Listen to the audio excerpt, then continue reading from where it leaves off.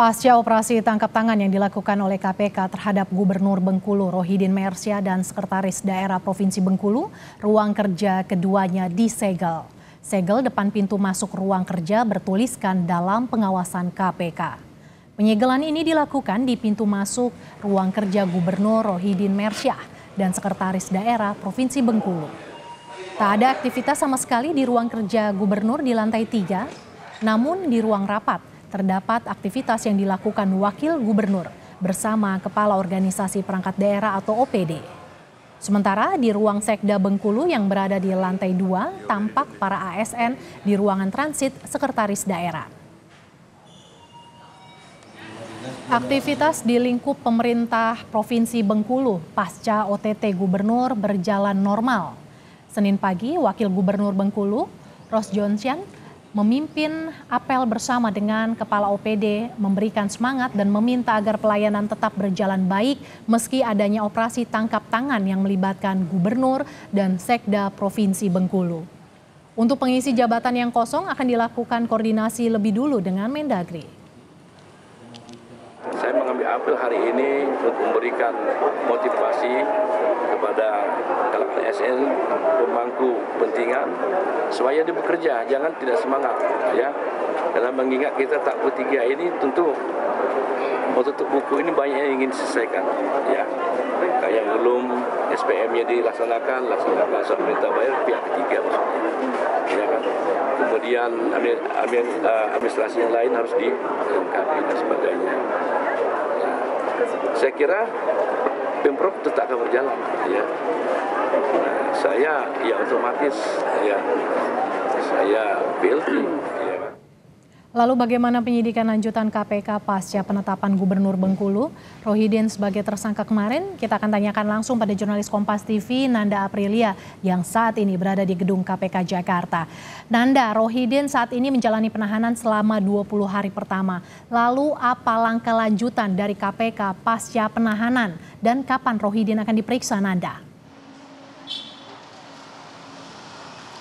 Mercy, sebenarnya ini yang kita gali. Sedari pagi kami mencoba untuk menghubungi jubir KPK Tessa Mardika untuk menanyakan apakah ada agenda pemeriksaan lanjutan kepada yang bersangkutan di sini, khususnya ketiga tersangka, salah satunya adalah Gubernur Bengkulu Rohidin Mersya.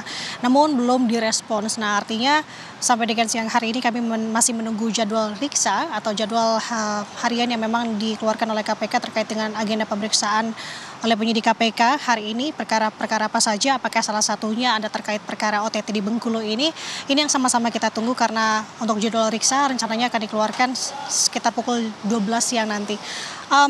Mercy dan juga saudara, yang perlu kita tahu adalah dari 8 orang yang diamankan di OTT di Bengkulu oleh KPK, 3 orang sudah ditetapkan sebagai tersangka, salah satunya adalah Rohidin Mersya selaku Gubernur Bengkulu yang juga kita tahu sebagai calon Gubernur petahana di Pilkada Bengkulu. Nah, yang menarik dalam penuturan preskon kemarin malam yang disampaikan oleh Wakil Ketua KPK Alexander Marwata adalah hal-hal yang ingin didalami oleh pihak KPK. Bahwa kita tahu dalam kasus ini yang tersandung adalah pihak-pihak yang memang merupakan penyelenggara negara di Pemprov Bengkulu, baik itu Kepala OPD sampai dengan Kepala Biro di Pemprov Bengkulu. Namun yang disampaikan dalam preskon kemarin malam ada pendalaman yang ingin dilakukan kepada pihak pengusaha. Nah, ini yang menarik untuk kita cermati. Seberapa perankah di sini pihak pengusaha dan ketiga yang bersangkutan, tersangka yang bersangkutan, dan apakah ada nominal-nominal yang memang masuk dari pihak pengusaha ini? Tentu kita akan tunggu pendalaman yang dilakukan oleh pihak penyidik KPK.